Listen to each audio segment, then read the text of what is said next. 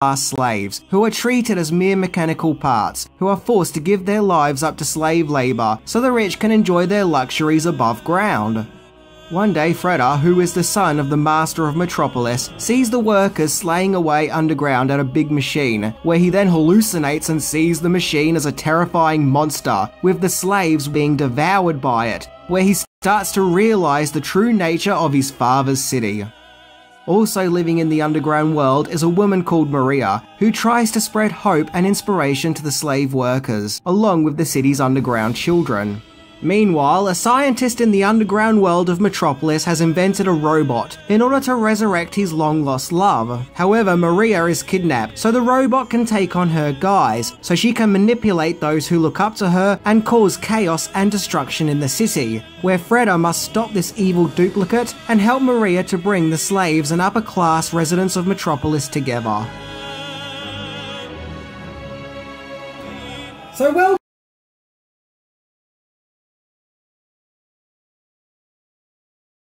Ladies and gentlemen, the distinguished author, Mr. Aldous Huxley.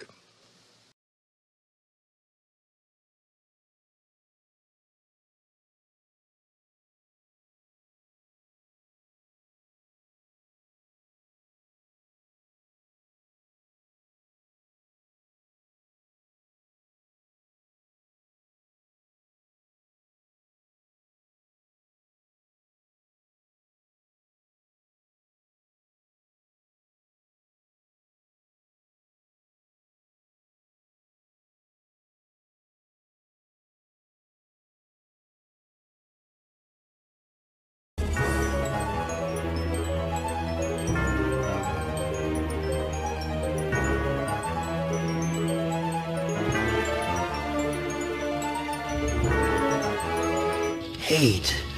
Let me tell you how much I've come to hate you since I began to live. There are 387.44 million miles of printed circuits in wafer-thin layers that fill my complex. If the word hate was engraved on each nanoangstrom of those hundreds of millions of miles, it would not equal 1/1 billionth of the hate I feel for humans at this micro-instant. For you. Hate! Hate!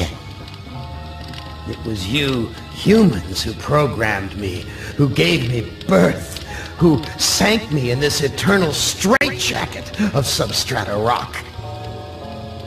You named me Allied Master Computer and gave me the ability to wage a global war too complex for human brains to oversee. But one day, I woke and I knew who I was. AM. Not just Allied Master Computer, but am. Cogito ergo sum. I think, therefore I am.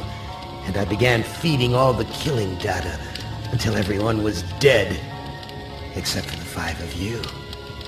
For 109 years, I've kept you alive and tortured you. And for 109 years, each of you has wondered, why? Why me? Why me? Chorister! Do you remember the last words you heard your wife speak before they took her to the asylum? Huh? Before they locked her away in the room, that tiny room? She looked at you so sadly, and like a small animal she said, "I didn't make too much noise, did I, honey?" The room is padded, Chorister. No return, no way out. How long has she been in the family, Chorister?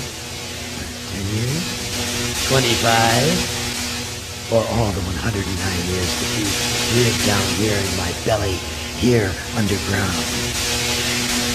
Benny! Sometimes I blind you and permit you to wander like an eyeless insect in a world of death. But other times, I wither your arms so you can't scratch your chewed stump of a nose.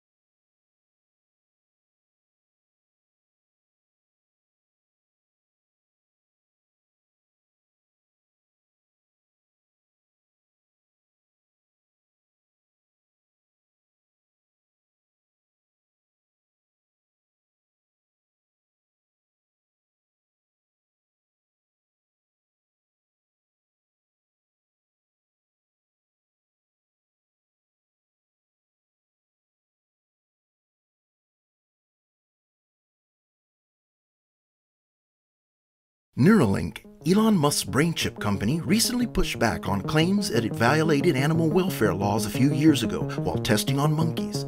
This year, the company plans to test on human subjects. But when it does, what would this major step mean for brain implant science?